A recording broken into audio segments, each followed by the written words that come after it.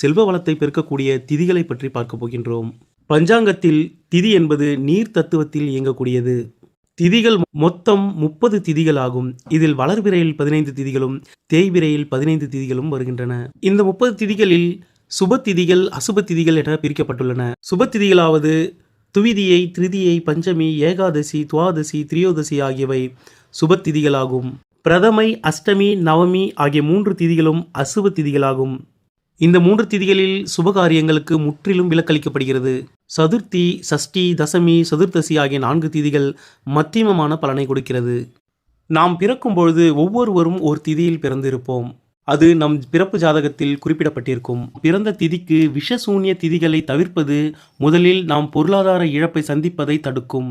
அது மட்டுமின்றி கடன் பெற்று மென்மேலும் அந்த கடன் வளர்ந்து கொண்டே போவது போன்றவற்றை தடுக்க இது போன்ற திதிகளில் கடன் பெறுவதை தவிர்த்து விடுங்கள். இப்பொழுது 12 ராசிகளுக்கும் எந்தெந்த திதிகள் தவிர்க்க வேண்டிய திதிகள் என்று பார்ப்போம். மேஷ ராசிக்காரர்கள் சஷ்டி திதியை தவிர்க்க வேண்டும். மேஷ ராசிக்காரர்கள் தாங்கள் பிறக்கும் பொழுது சஷ்டி திதியில் பிறந்திருந்தால் அவர்கள் ஜாதகத்தில் மேஷ ராசி மற்றும் சிம்ம ராசி ஆகிய 2 ராசிகளும் விஷ சூன்ய ராசிகளாகின்றனர். மேஷம் மற்றும் சிம்ம ராசியில் கிரகங்கள் அமர்ந்திருந்தாலும் அக்கிரகங்களும் உங்களுக்கு சூன்ய கிரகங்களாகவே வருகின்றன. அவற்றால் உங்களுக்கு கெடுபலன்களே ஏற்படும். இதுபோல் ஒவ்வொரு ராசிக்கும் சில திதிகள் தவிர்க்க வேண்டியதாக அமைகிறது. பிரதமை திதியை துலாம் ராசிக்காரர்களும் மகர ராசிக்காரர்களும் தவிர்க்க வேண்டும். துதியை திதியை தனுசு ராசிக்காரர்களும் மீன ராசிக்காரர்களும் தவிர்க்க வேண்டும். திருதியை திதியை மகர ராசிக்காரர்களும் சிம்ம ராசிக்காரர்களும் தவிர்க்க வேண்டும். சதுர்த்தி திதியை கும்ப ராசிக்காரர்களும் ரிஷப ராசிக்காரர்களும் தவிர்க்க வேண்டும். பஞ்சமி திதியை மிதுன ராசிக்காரர்களும் கன்னி ராசிக்காரர்களும் தவிர்க்க வேண்டும். சஷ்டி திதியை மேஷ ராசிக்காரர்களும் சிம்ம ராசிக்காரர்களும் தவிர்க்க வேண்டும். சப்தமி திதியை தனுசு ராசிக்காரர்களும் கடக ராசிக்காரர்களும் தவிர்க்க வேண்டும்.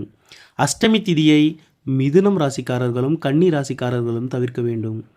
நவமி மற்றும் தசமி திதியை சிம்ம ராசிக்காரர்களும் விருச்சிக ராசிக்காரர்களும் தவிர்க்க வேண்டும். ஏகாதசி திதியை தனுசு ராசிக்காரர்களும் மீன ராசிக்காரர்களும் தவிர்க்க வேண்டும். துவாதசி திதியை துலாம் ராசிக்காரர்களும் மகர ராசிக்காரர்களும் தவிர்க்க வேண்டும். திரையோதசி திதியை ரிஷப ராசிக்காரர்களும் சிம்ம ராசிக்காரர்களும் தவிர்க்க வேண்டும். சதுர்த்தசி திதியை மிதுனம், கன்னி, தனுசு, மீனம் ஆகிய 4 ராசிக்காரர்களும் தவிர்க்க வேண்டும்.